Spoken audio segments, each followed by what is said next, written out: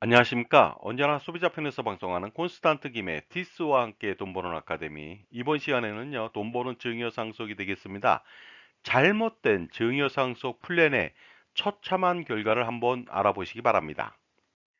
어설픈 충고나 조언 때문에 일을 그르치는 경향이 좀 있죠. 예를 들어서 연애를 글로 배웠다. 아니면 증여세, 상속세 절세를 인터넷을 통해서 배웠다. 굉장히 위험한 발상이 되겠습니다. 만약에 이렇게 한다면 나중에 후폭풍을 피할 수가 없습니다. 예를 들어서 컨설팅 비용을 줄이고자 자신이 노력하여 최상의 절세라고 하는 방법을 찾아서 실행했지만 나중에 증여세와 상속세 폭탄을 맞게 된다는 뜻이 되겠습니다.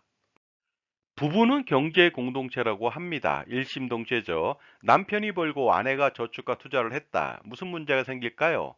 과연 이 자산의 실제 주인은 누구일까요? 당연히 돈은 남편이 벌었으니까 평생 전업주부인 아내, 배우자 명의의 부동산은 사실은 내 것입니다. 그러니 부동산을 팔아서 그 돈을 내 재산으로 해도 된다는 뜻이 되겠습니다. 과연 그럴까요? 이 말은 과연 맞는 말일까요?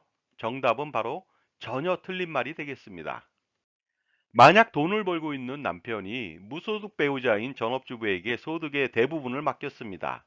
그런데 생활비로 전부 다 소진하면 아무 문제가 없는데 저축과 투자를 배우자 명의로 하는 경우가 있습니다. 이럴 때는 증여세가 발생하게 됩니다. 자, 그렇다면 사례를 통해 알아보도록 하겠습니다. 수십 년간 벌어서 아내가 자산을 관리했습니다. 그래서 아파트를 아내 명의로 하고 얼마 전에 32억 원에 팔았습니다.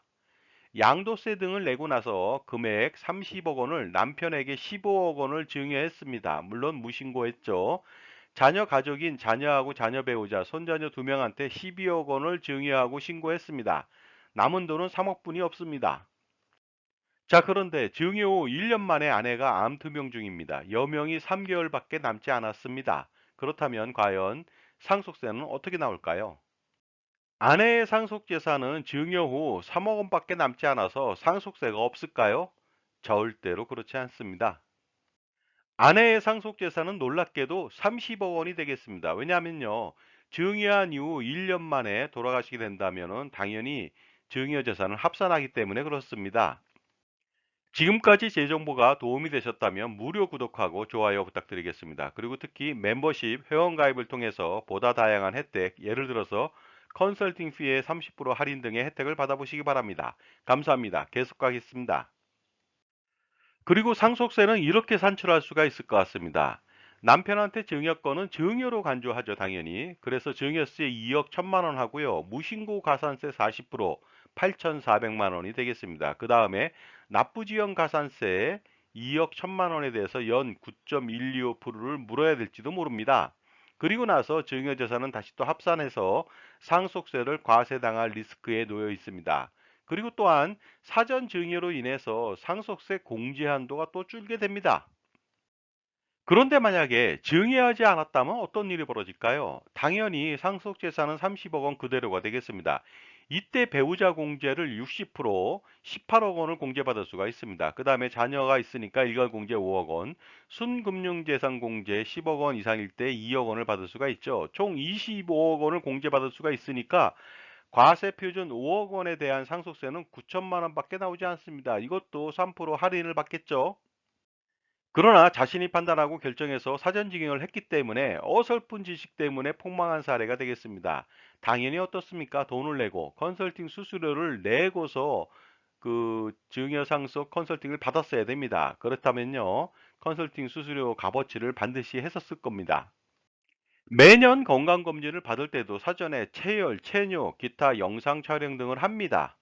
그런데 왜 자신의 자산을 지켜주고 절세를 해주는 일에는 소홀할까요? 결국 이런 경우는 소탐대실이 아닐 수가 없겠죠. 예를 들어서요. 짜장면이 싸다고만 해서 먹지는 않습니다. 맛있고 깨끗하고 서비스가 좋다면 비싸도 사 먹는 것이 상식이다 보니까 어떻습니까? 싸다고 해서 돈이 들어가지 않는다고 해서 자기만이 결정해서 컨설팅을 받지 않는다면 큰 문제에 봉착할 수가 있다는 것이 되겠습니다. 그렇기 때문에 절세 컨설팅, 특히 상속과 증여세 절세 컨설팅은요, 제값을 치르고 당당하게 절세 전략을 요구해야만 합니다. 옛말에 이런 말이 있잖아요. 싼 게 비지떡이고 공짜 점심은 절대로 없다는 사실을 아셔야 될 것 같습니다.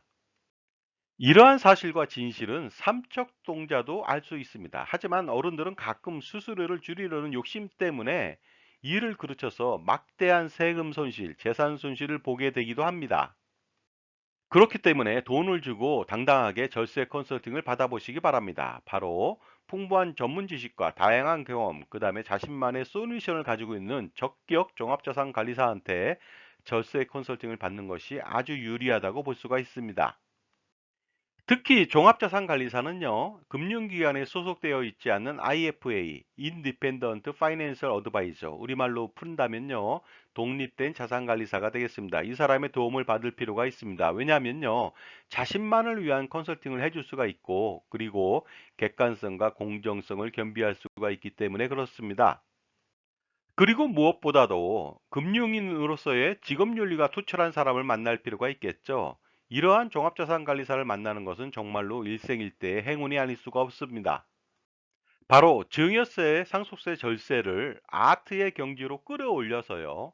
최소의 비용으로 최대의 효용을 만끽하면서 부동산의 부분 증여, 파샬 기프트처럼 평생 재산권을 행사하면서 증여세와 상속세를 줄이는 기술이 필요할 때라고 볼 수 있습니다. 자, 이제 증여세와 상속세를 절세할 수 있는 현명한 선택만이 남아 있죠.